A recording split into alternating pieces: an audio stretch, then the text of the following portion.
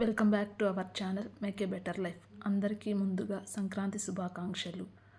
భోగి, సంక్రాంతి, కనుమ ఈ 3 పండుగలు ఏ విధంగా జరుపుకుంటే మనకు ఆరోగ్యము, ఏ విధంగా జరుపుకుంటే మన పద్ధతులను ఫాలో అయినట్టు ఉంటుందో, దానివల్ల మంచి ప్రయోజనం కలుగుతుందో చాగంటి గారి మాటల్లో విందాం. సంక్రాంతి పండుగకి ముందు రోజు చేసుకునేటువంటి పండుగ భోగి పండుగ. దాని పేరే భోగి. భోగం అనుభవించుట అంటే సుఖం అనుభవించుట అని అర్థం. ఈ భోగి పండగ బాహ్యంలో చూస్తే శరీర పోషణార్థం కావలసినటువంటి పంటని, సుఖం అనుభవించడానికి కావలసినటువంటి ధనాన్ని చేకూర్చేటటువంటి రోజులు కనుక దానికి భోగి పండగ అని పేరు. ఎందుచేత అంటే ఈ భోగి పండగ వచ్చేటటువంటి సమయానికి వ్యవసాయదారులు పంటలు కోతలు కోస్తారు. ఆ పంట అంతా ఇంటికి వస్తుంది.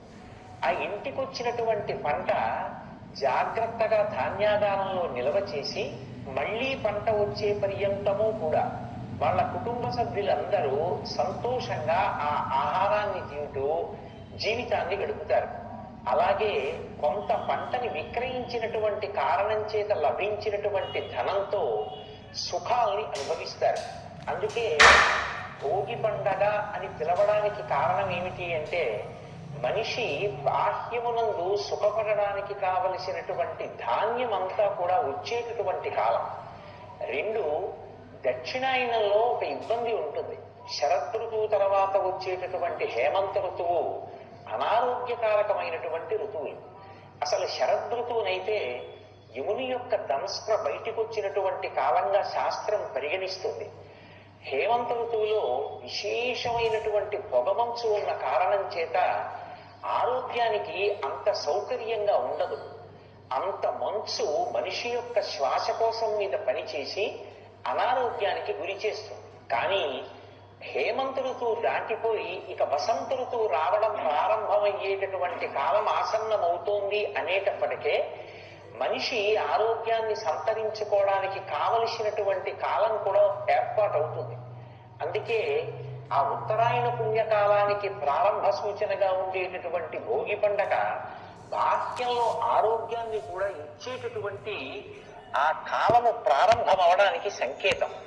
ఇది బాహ్యమునందు భోగి. ఆంతరముగా విచారణ చేస్తే అసలు ఆ భోగి పండగకి ఉన్నటువంటి విశేషం చాలా చాలా గొప్పది. దక్షిణాయన పుణ్యకాలం యొక్క చిట్ట చివరి రోజు ఏది ఉంటుందో, మకర సంక్రాంతికి ముందు ఉండేటటువంటి రోజు ఏది ఉంటుందో అదే భోగి పండగ. అంటే ఈ తిథి నాడు భోగి పండగ రావాలి అనేటటువంటి నిర్ణయం ఉండదు. దక్షిణాయనం యొక్క చిట్ట చివరి రోజే భోగి పండగ వస్తుంది. మనకి శాస్త్ర ప్రకారంగా దక్షిణాయనం అంతా కూడా ఉపాసనా కాలం. అందుకే సూర్యుడు కర్కాటక రాశిలో ప్రవేశించినది మొదలు మళ్ళీ మకర రాశిలోకి ప్రవేశించే పర్యంతం మధ్యలో ఉండేటటువంటి కాలం అంతా కూడా చాలా గొప్ప గొప్ప నైమిత్తిక తిథులతో కూడుకున్నదై ఉంటుంది. విఘ్నేశ్వర చతుర్థి, అలాగే శరత్కాలంలో వచ్చేటటువంటి అమ్మవారి ఉపాసన, శ్రావణ మాసంలో వచ్చేటటువంటి మంగళగౌరీ వ్రతాలు, శ్రావణ మాసంలో చేసేటటువంటి వరలక్ష్మీ వ్రతం, అలాగే కార్తీక మాసంలో చేసేటటువంటి విశేషమైనటువంటి వ్రతాలు, సాలగ్రామ దానాలు, దీపదానాలు, ఇవన్నీ దేని కొరకు ఉద్దేశింపబడ్డాయి అంటే, మనిషి పుణ్యకర్మాచరణం చేసి ఆయా నైమిత్తిక తిథులలో కాలమునందు ఏ కార్యక్రమాన్ని నిర్వర్తించాలో ఆ కార్యక్రమాన్ని నిర్వర్తించినటువంటి కారణం చేత విశేషమైనటువంటి పుణ్యాన్ని సంతరించుకుంటాడు. ఆ పుణ్యం దేని కొరకు ఉపయోగపడాలి అంటే, మళ్ళీ ఏదో ఉత్తర జన్మలలో ఆ పుణ్యాన్ని అడ్డుపెట్టి సుఖాన్ని పొందాలి అనేటటువంటి కోరిక కన్నా కూడా ఆ పుణ్యం చిత్తశుద్ధిని ఏర్పాటు చెయ్యడానికి పనికి రావాలి అని కోరుకున్నవాడు ఎవరు ఉంటాడో అటువంటి వాడికి ఈశ్వరుని యొక్క కృపాకటాక్ష వీక్షణం చేత ఆ నైమిత్తిక తిథుల యందు చేసినటువంటి కర్మాచరణం వలన కలిగినటువంటి ఫలం చిత్తశుద్ధిని కల్పించడానికి సాధనంగా మారుతుంది. ఎప్పుడైతే చిత్తశుద్ధి కలిగిందో పాత్రత కలుగుతుంది. పాత్రత కలిగితే ఈశ్వరుడు జ్ఞానాన్ని కటాక్షిస్తాడు. ఆ జ్ఞానమే ఇక మళ్లీ పుట్టవలసిన అవసరం లేని పునరావృత్తి రహిత శాశ్వత శివ సాయుధ్య స్థితిగా చెప్పబడేటటువంటి కైవల్యము లేదా మోక్షమునకు కారణమవుతుంది. విహిత కర్మాచరణం చెయ్యడానికి కావలసినటువంటి నైమిత్తిక తిథులన్నీ కూడా విశేషమైనటువంటి సమాహార స్వరూపంతో ఉండేది దక్షిణాయన పుణ్యకాలంలో. అందుకే దక్షిణాయనంలో చేసినటువంటి ఉపాసన యొక్క సిద్ధి ఎప్పుడు జరుగుతుంది అంటే ఉత్తరాయణంలో జరుగుతుంది. అందుకే ఉత్తరాయణ పుణ్యకాలం ప్రారంభమైంది అంటే స్వర్గద్వారాలు తెరిచారు అంటారు.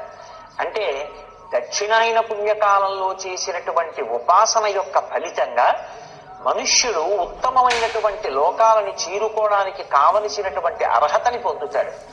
అందుచేత మనిషి ఆంతరముగా భోగం అనుభవించడానికి కావలసినటువంటి స్థితిని పొందాడు. విడుదలయే మోక్షమం. అటువంటి మోక్షాన్ని పొందడమే జీవితంలో నిజమైనటువంటి భోగి. అటు ఆధ్యాత్మికంగా భగవంతుని యొక్క అనుగ్రహాన్ని సంపాదించుకోవడానికి కావలసినటువంటి కాలము అయి ఉండడం ఒకెత్తు, లౌకికమైనటువంటి కోర్కెలకి మేము దూరంగా ఉండి ఆంతరమనందు భగవంతుడికి దగ్గరగా ఈశ్వర కామం పెంచుకుంటామని చెప్పడానికి సూచనగా భోగిమంట అని వేస్తారు. ప్రతి వీధిలో భోగిమంట వేసి అందులో కట్టెలు, ఆవు పేడతో చేసినటువంటి పిడకలు వేస్తూ ఉంటారు. అంటే దాని అర్థం మేము లౌకిక కామాన్ని కాల్చేసుకుని ఈశ్వర కామాన్ని పెంపొందించుకునే ప్రయత్నం చేస్తామని. బాహ్యంలో పరమేశ్వరుడిచ్చినటువంటి సంపత్తిని పరమేశ్వర ప్రసాదంగా అనుభవిస్తాం. ఆ భోగి ఎప్పుడు వస్తుంది? లౌకికమైనటువంటి కామమంతా కాలిపోయి ఈశ్వర కామం ఒక్కటే మిగిలిపోతే, ఆ ఈశ్వర కామమే నిరతిశయ భక్తిగా మారితే, ఆ భక్తి వలన చేసిన కర్మాచరణము చేత చిత్తశుద్ధి చేత పాత్రత కలిగితే, పాత్రత వలన జ్ఞానము కలిగితే, జ్ఞానము వలన భోగి. భోగి అంటే ఈశ్వరునితో భోగించుట అనగా మోక్ష సిద్ధి కలుగుతుంది. ఇది కలుగుతుంది అని దక్షిణాయనంలో చేసిన ఉపాసనకి సిద్ధిని ప్రకటనమయ్యేటటువంటి రోజుగా చెప్పబడినటువంటి విశేషమైన తిథి కనుక దానికి ఇక ప్రత్యేకంగా ఒక తిథి నిర్ణయం చెయ్యరు. దక్షిణాయనానికి చిట్ట చివరి రోజు ఏది ఉంటుందో అదే మనకి భోగి పండగగా నిర్ణయింపబడి ఉంటుంది. ఈ భోగి పండగ నాటికి అమ్మవారి అనుగ్రహం రేగు పండులోకి ప్రవేశిస్తుంది. అందుకే చిన్నపిల్లలకి జాతకరీత్యా ఏమైనా ఇబ్బందులుంటే తొలగించడానికి వాళ్ళేదో కూర్చుని పెద్ద పెద్ద యజ్ఞయాగాది క్రతువులను నిర్వహించలేరు కనుక చిల్లర పైసలు, బంతి పూలు, రేగుపళ్ళు, చెరుకు ముక్కలు, కొబ్బరి ముక్కలు ఇటువంటివి కలిపి పెద్దవాళ్ళు పిల్లల్ని కూర్చోపెట్టి వాళ్ళ మించి ఈ పదార్థాన్ని కిందకి విడిచిపెడతారు. ఈ పదార్థాలు వాళ్ళ తలమించి కిందకి పడిపోతే భోగి పీడ తొలగిపోయి వాళ్ళు సంతోషంగా జీవితం గడపడానికి ఏ అనారోగ్యము ప్రతిబంధకంగా వచ్చేటటువంటి అవకాశం ఉంటుందో అటువంటి అవకాశము తొలగిపోయి వాళ్ళు ఉత్తరోత్తర జీవితంలో సంతోషంగా ఉండడానికి కావలసినటువంటి వ్యవస్థ ఏర్పడుతుంది. అందుకే భోగిపీడ తొలగించుకునేటటువంటి అద్భుతమైనటువంటి రోజు దక్షిణాయనానికి చిట్ట చివరి రోజు ఏది ఉంటుందో అదే మనకి భోగి పండగ రోజు. మకర సంక్రమణం. సూర్యుడు 12 రాశులలోకి ప్రవేశిస్తూ ఉంటాడు. అందులో ఆయన మకర రాశిలోకి ప్రవేశించినప్పుడు ఉత్తరాయణ పుణ్యకాలం ప్రారంభమవుతుంది. దక్షిణాయన పుణ్యకాలంలో అపారమైనటువంటి పుణ్యం చేసి శరీరం విడిచిపెట్టినటువంటి వారందరూ కూడా ఆ రోజున స్వర్గద్వారములు తెరవబడి ఉత్తరాయణ పుణ్యకాలంలో భగవద్ దర్శనం చేస్తూ ఉత్తమ లోకాలలో ప్రవేశిస్తారు అని. ఆ మకర సంక్రమణం జరిగినప్పుడు పితృదేవతల్ని ఉద్దేశించి ఆరాధన చెయ్యడానికి యోగ్యమైన కాలం. పరమ పవిత్రమైనటువంటి ప్రవాహములయందు, పుష్కరులయందు, తీర్థములయందు, నదులయందు స్నానం చెయ్యడానికి యోగ్యమైనటువంటి కాలం.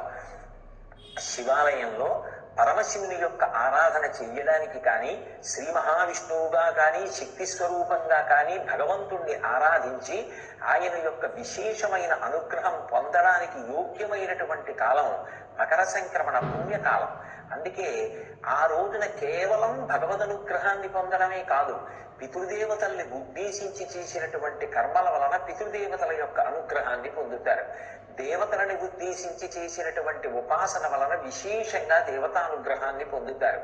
దేశము కాలము అని రెండు మాటలు ఉంటాయి.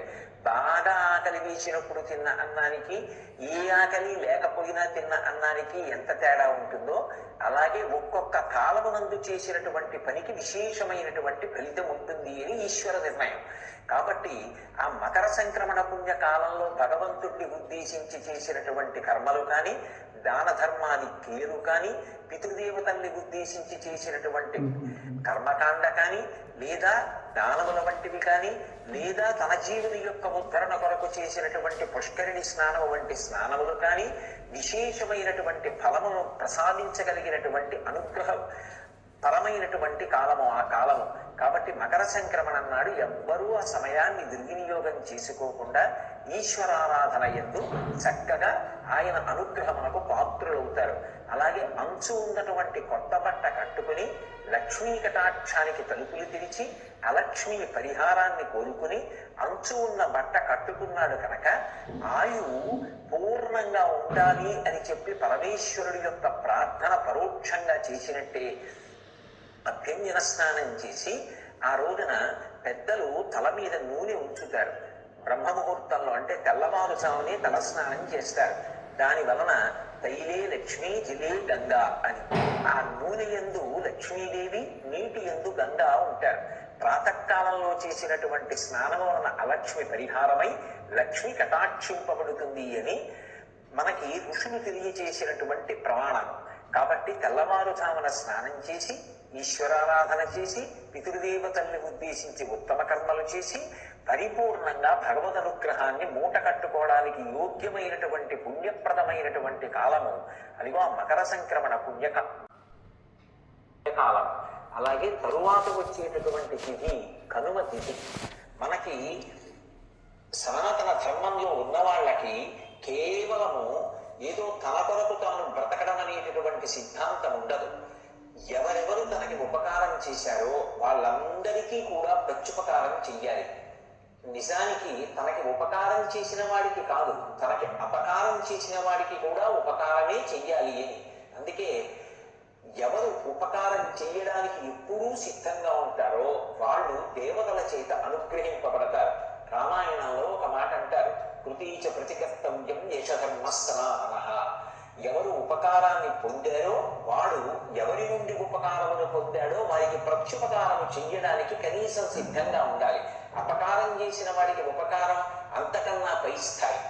మనకి సనాతన ధర్మంలో చాలా చాలా గొప్ప విషయం ఏమిటంటే ఇహమునందు సమస్త సుఖములను అనుభవించడానికి కారణం గోమాత.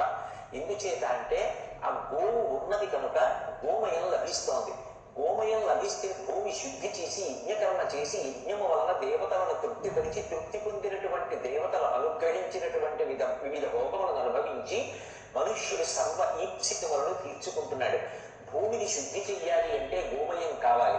యజ్ఞం చెయ్యాలి అంటే ఆవు పాలు కావాలి, పాలు తోడి పెట్టి తీసిన నెయ్యి కావాలి, అలాగే ఆవు యొక్క మూత్రము కావాలి. ఈ 5 లేకపోతే పంచగవ్యములు అంటారు. ఆవు నుండి స్రవించేటటువంటి పదార్థములు గోమూత్రము, గోమయము, ఆవు పాలు, పాలు తోడు పెట్టినప్పుడు వచ్చిన పెరుగు, పెరుగు చిలికి తీసినటువంటి నెయ్యి. ఇవి లేకపోతే యజ్ఞం చేయడం సాధ్యం కాదు. యజ్ఞము చెయ్యకపోతే దేవతలను తృప్తిపరచలేరు. దేవతలు తృప్తి పొందకపోతే వర్షములు కురిపించరు. మహము చెయ్యి వజ్రి వెలిసంతసించును, వజ్రి సంతసింప వానకురియు, వానకురిసి గసము వసుమతిపై పెరగు గసము వేసి జైలు గణము బ్రతుకు అంటారు భాగవతంలో దశమస్కంధంలో పోతన గారు. ఆ దేవతల్ని తృప్తిపరచడానికి సాధనం యజ్ఞం. యజ్ఞం జరగడానికి కారణం గోవు. గోవుతో పాటుగా సుస్వరంతో మంత్రం చెప్పగలిగినటువంటి బ్రాహ్మణులు. వాళ్ళిద్దరూ సుఖంగా ఉంటే లోకమంతా సుఖంగా ఉంటుంది. అందుకే గోబ్రాహ్మణేభ్యః శుభమస్తు నిత్యం లోకా సమస్తా సుఖినో భవంతు. అందరూ బాగుండాలని కోరుకునేటటువంటి విశాలమైన మనస్సు కలిగినటువంటి ధర్మం మన ధర్మం.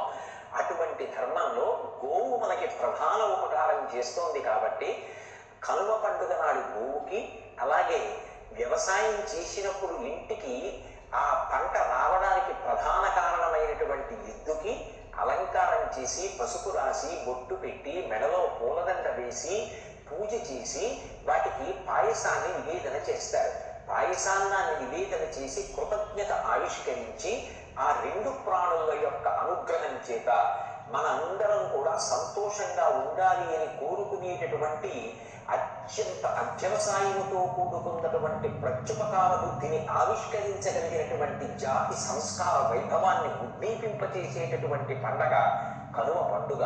ఇది కేవలం బాహ్యంలో ఏదో ఆడంబరంగా పండగ జరుపుకొని అసలు ఎందుకు జరుపుకోవాలి అనేటటువంటి సంస్కార విశేషాన్ని మరిచిపోయి ఏదో ఉత్ప్రేరకాన్ని సేవించి అర్థం లేనటువంటి జీవితం కొరకు నిర్దేశింపబడినటువంటివి కావు. జీవితాన్ని సంస్కారవంతమైనటువంటి మార్గంలో తీర్చిదిద్దుకుని పరోపకార బుద్ధితో తనని తాను ఉద్ధరించుకోవడానికి యోగ్యమైనటువంటి కాలాన్ని కనిపెట్టి మనకి ఋషులు అందచేసినటువంటి కల్పంతో కూడుకున్నటువంటి అద్భుతమైన సంవిధానం. దాన్ని అందరం కూడా మనం అనుష్ఠించి పరమేశ్వరుని యొక్క పరిపూర్ణమైనటువంటి అనుగ్రహానికి పాత్రులమవుదాం. మరొక్కసారి మీకందరికీ భోగి, మకర సంక్రాంతి, కనుమ శుభాకాంక్షలు. ఈ వీడియో మీకు నచ్చినట్లయితే లైక్ చేసి, షేర్ చేసి, సబ్స్క్రైబ్ చేసి పక్కనే ఉన్న బెల్ ఐకాన్ ప్రెస్ చేయండి. Thank you for watching.